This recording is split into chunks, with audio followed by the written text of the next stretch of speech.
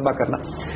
मगर 9/11 के बाद जो सूरत-ए-हाल तब्दील हुई कि देखिए जब सोवियत यूनियन तबाह हुआ, रूस बन के आ गया, तो रूस और चीन के वो ताल्लुकात जो हमेशा से कोल्ड वॉर में खराब थे, अब बेहतर होना शुरू हो गए। चीन के पास पैसे थे, रूस के पास पैसे नहीं थे, लेकिन रूस के पास टेक्नोलॉजी थी। तो पहली दफा यह हुआ कि रूस और चीन ने अपने साथ डिफेंस पैक्ट बनाया, जिसको एससीओ का नाम दिया गया, शंघाई ग्रुप का नाम दिया गया, जिसमें चीन ने पैसे ट्रांसफर करना शुरू किए रूस की तरफ, रूस ने अपनी हाई टेक्नोलॉजी ट्रांसफर करनी शुरू की चाइना की तरफ, और रूस और चीन का एक अलायंस, डिफेंस अलायंस बन चुका है एससीओ। और इसके नतीजे में पूरे सेंट्रल एशिया और इस खित्ते में, एशिया के खित्ते में चीन और रूस ने मुआहदा यह किया है कि हम अमेरिका को दाखिल नहीं होने देंगे, चाहे वो ईस्टर्न यूरोप की तरफ से रूस रोकेगा, पैसिफिक, एशिया पैसिफिक की तरफ से चीन रोकेगा, और दोनों का एक एक्सेस बनेगा। इन्होंने इंडिया इस सारे कॉन्फ्रंटेशन को बिल्ड होते देख रहा है। अर्ज किया ना कि इसका ख्वाब अखंड भारत का है। इंडिया जरा स्मार्ट पॉलिसी जरूर चल रहा है, उसका मकसद ये कभी भी नहीं है कि अपने आप को चीन से अलाई कर ले या रूस से अलाई कर ले या अमेरिका से अलाई कर ले। हत्ता कि जब ये इसराइल से ताल्लुकात बना रहे हैं तो वो भी इनके ताल्लुकात लिमिटेड बेसिस पे हैं, यानी वो बिल्कुल वाज़ेह है अपने जहन में कि इसराइल को वो इस्तेमाल करेंगे सिर्फ पाकिस्तान को तबाह करने के लिए। इससे आगे वो इसराइल के साथ ताल्लुकात इसलिए नहीं बनाना चाहते कि वो अरब ममालिक में और मुसलमान दुनिया को अपनी एक मंडी देखते हैं, अपनी एक तजारती मंडी देखते हैं, और वो ये चाहते हैं कि मुसलमान दुनिया से ताल्लुकात बढ़ाएं। यानी आप ये नोट करें कि इंडिया ओआईसी का मेंबर बनने के लिए दबाव डाल रहा है, यानी इंडिया ये कोशिश कर रहा है कि ऑर्गेनाइजेशन ऑफ इस्लामिक कंट्रीज का मेंबर इंडिया को बनाया जाए। ये बहाना उसका ये कि चूंकि हमारे पास बहुत सारे मुसलमान हैं, लिहाजा हमें भी ओआईसी का मेंबर होना चाहिए। मकसद उसका यह है कि अगर मगरिब से वो पाकिस्तान को तबाह करवा देगा तो, और ओआईसी में कोई मुसलमान मुल्क इतना ताकत है ही नहीं, और अगर इंडिया ओआईसी में दाखिल हो जाता है तो उसके बाद ओआईसी की क़यादत इंडिया के पास आ जाएगी अपनी एग्रेसिव पॉलिसी की वजह से। यानी मुसलमान दुनिया को हाईजैक करने का ये इंडियन प्लान, लेकिन उस हाईजैक करने से पहले चाहे वो डिप्लोमेटिकली और पॉलिटिकली हाईजैक करे या अपने जोग्राफिया को तब्दील करे, दोनों सूरतों में पाकिस्तान उसकी राह की सबसे बड़ी रुकावट है। पाकिस्तान को ये खुद तो नहीं तबाह कर सकता, खुद उसने कोशिश बहुत कर ली, जैसे 2002 में उसने पूरी डिप्लॉयमेंट करके भी देख ली, हम नहीं घबराए उनसे। अब ये हमें मगरिब से पिटवाना चाहते हैं, लेकिन उससे पहले हमारी सफों के अंदर इन्होंने बगावतें भी बर्पा करवानी थी। सो न्यू एशियन सेंचुरी जो बिल्ड हो रही है, ये एक रियलिटी है। रियलिटी ये है कि कुछ अरसे के बाद, हम अगले प्रोग्राम इस पे करेंगे, कुछ अरसे के बाद आप एक फिजिकल कॉन्फ्रंटेशन देखेंगे जो मगरिब का और चीन के साथ होगा। यानी वो अगर उसको हम और डिफाइन करें तो वो नेटो और एससीओ का होगा, NATO block versus the SCO block. इस सारे सिनेरियो में जो न्यूट्रल जिनको हम कहते हैं bodies, for instance United Nations, उसका क्या रोल है? How do you see that? United Nations का अब प्रैक्टिकली जियो पॉलिटिक्स में कोई रोल नहीं रहेगा, फिर ऑलमोस्ट फिनिश ना।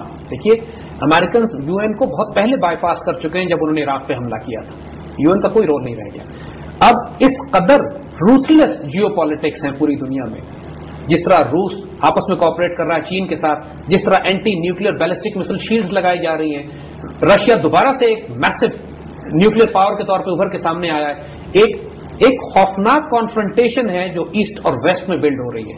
यानी हालात कुछ इस तरफ जा रहे हैं कि अब पहले जंगें जो मुल्कों की बुनियाद पर होती थी, अब वो सिविलाइजेशनल एक्सेस पे या पावर ब्लॉक्स के एक्सेस पे होंगी, यानी एससीओ वर्सेस नेटो या चीनी तहजीब वर्सेस अमेरिकी तहजीब और मगरबी तहजीब। इस सारे सिनारियों में इंडिया अपने आप को न्यूट्रल रखना चाह रहा है। उसकी जिंदगी का सिर्फ एक मकसद इस वक्त यह है कि किसी तरह इस सारे कंफ्यूजन और क्राइसिस को मैं इस्तेमाल करते हुए पाकिस्तान को तबाह करवा दूं।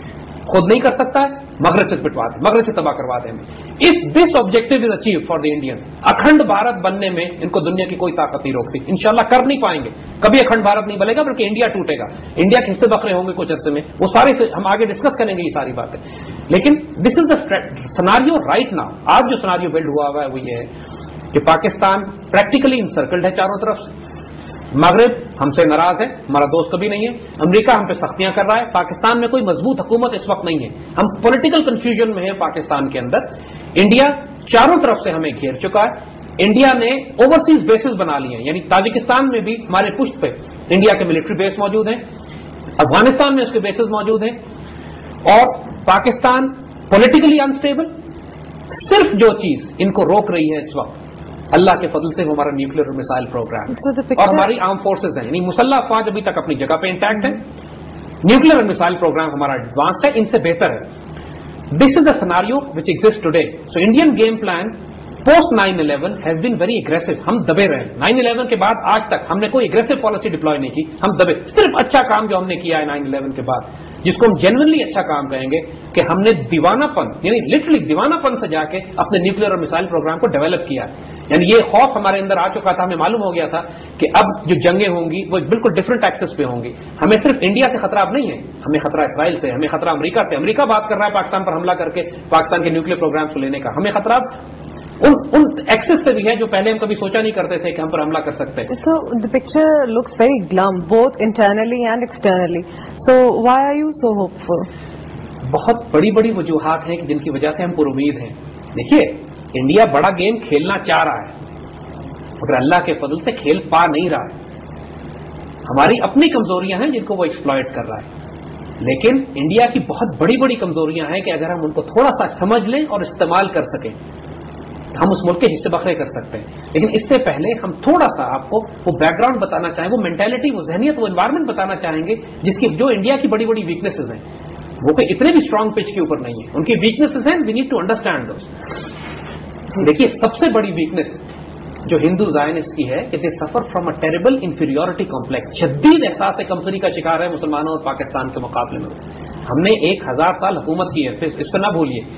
جو قوم آپ پر 1000 سال حکومت کر لے اور آپ کو ہر میدان میں شکست دیتی ہوئی آئے, اس کے آگے کھڑا ہونا اتنا آسان نہیں ہے. آنکھوں میں آنکھیں ڈال کے کھڑا ہونا ان کے لیے مشکل ہے. دیکھیے, اگر ان میں طاقت ہوتی تو وہ ہم کو براہ راست جنگ کر کے میدان جنگ میں شکست دے کر ہم پر قبضہ کر لیتے. انہوں نے ہمیں صرف مکاری سے ایک شکست دی ہے 71 میں, دیٹس آل. ورنہ جب بھی انہوں نے اسٹینڈ آف کیا ہے ہمارے سامنے, آنکھوں میں آنکھیں ڈال کے کھڑے ہوئے ہیں, خود پیچھے ہٹیں. براس ٹیکس کی بات کریں, 2002 کی بات کریں. سو دس واز ون ریزن. جی زید صاحب, وقت ہوا ایک بریک کا, ہم ملتے ہیں بریک کے بعد. Welcome back to brass tacks. جی زید صاحب, آپ کنٹینیو کیجیے. دیکھیے, جس چیز سے یہ پاکستانیوں کی سب سے زیادہ خوف کھاتے ہیں وہ ایک, اس کو ہم اقبال کی زبان میں کہیں کہ ذرا نم ہو تو یہ مٹی بڑی زرخیز ہے ساقی, وہ 65 فیکٹر. 1965 میں ایک تقریر ہوئی تھی اور یہ پوری قوم سیسا پلائی ہوئی دیوار بن گئی تھی. انڈینز کو اس بات سے بڑا خوف ہے, اس بات کے باوجود کہ یہ اس قوم کو ڈس انٹیگریٹ کرنے کی کوشش کر رہے ہیں. اس میں اختلافات ہیں, سیاسی طور پہ ہم لوگ متحد نہیں ہیں, اقتصادی طور پر ہم کمزور ہیں, ہمارے اندر دہشت گردی کی کیمپین انہوں نے برپا کی ہوئی ہے. لیکن اگر ایک کرکٹ میچ بھی انڈیا کے خلاف ہوتا ہے تو وہ میچ نہیں ہوتا, میدان جنگ ہوتا ہے. تو اب ایسی تقریریں کرنے والا کون ہے؟ دیکھیے, جب انڈیا کو معلوم ہے یہ بات, کارگل میں یہ دیکھ چکے ہیں. کارگل میں جب انہوں نے ہمارے ساتھ مقابلہ کیا آ کے تو پوری قوم میدان جنگ میں کم از کم انہوں نے ہمارے سولجرز, ہماری سیاسی حکومتوں نے اس وقت باتوں کو پھیلنے نہیں دیا ملک کے اندر, جنگ کو محدود رکھا کارگل میں. لیکن میدان جنگ میں جو حوصلے اور جذبے انہوں نے ہمارے دیکھے ہیں, کرنیل شیر خان, ہردار لالک جان, یعنی ہیروئک بریوری, ایسی دلیری. ناردرن لائٹ انفینٹری نے جو قربانیاں دی ہیں وہاں پہ, اور یہ کوئی اتنی پرانی بات نہیں ہے, 99 کا کیس تھا 2002 میں, اگینسٹ آل آڈس. جس طرح ہم نے ان کی آنکھوں میں آنکھیں ڈال کے کھڑے ہوئے ہیں, اس بات کو میں آپ کو بڑا واضح کرتا ہوں. دیکھیے, یہ شدید احساس کمتری کا شکار ہے مسلمانوں کے مقابلے. ہمارے جذبہ شہادت, جذبہ جہاد, اس سے ان کو جان نکلتی ہے. یہ صرف نہتوں کے اوپر, گجرات کے مسلمانوں کو اور کشمیری نہتوں کو تو قتل کر سکتے ہیں, جس طریقے سے اسرائیلی ٹینکس اور آرمر اور آرٹلری اور ایئر فورس لے کے ریفیوجی کیمپس میں گھس جاتے ہیں. لیکن جب ان کا مقابلہ پاکستانی فائٹر پائلٹ سے ہوا تو ایک ایک جہاز مار کے گرایا گیا ان کا. یہ شیر وہیں پہ ہیں جہاں آگے نہتے ہیں. جب سامنے کوئی آنکھوں میں آنکھیں ڈالے ان میں ضرورت نہیں ہوتی. سو دے نو دس فیکٹر. ناؤ, سب سے بڑی ویکنس جو انڈیا کی ہے, دیکھیے اب میں آپ کو اس کی سب سے بڑی ویکنس بتاتا ہوں. یہ بات جو ہم نے کہی تھی کہ انڈیا ٹوٹے گا, ہوا میں نہیں کہی تھی. فوربس میگزین, دنیا کا سب سے بڑا بزنس میگزین ہے جو کہ اسسمنٹس کرتا ہے اکانومیز کی, ملکوں کی. فورب میگزین کا اسسمنٹ ہے کہ over a period of time India will disintegrate into different bits and pieces. اس کی میں آپ کو اس کی وجہ بتاتا ہوں کیوں. دیکھیے, یہ بات ہمارے پاکستان میں لوگوں کو پتہ نہیں ہے. ہم صرف کشمیری مزاحمت کو جانتے ہیں یا خالستان کی بات کرتے ہیں. اس وقت انڈیا میں 140 سے زیادہ مزاحمتی ملیٹنٹ ریزسٹنس گروپس آپریٹ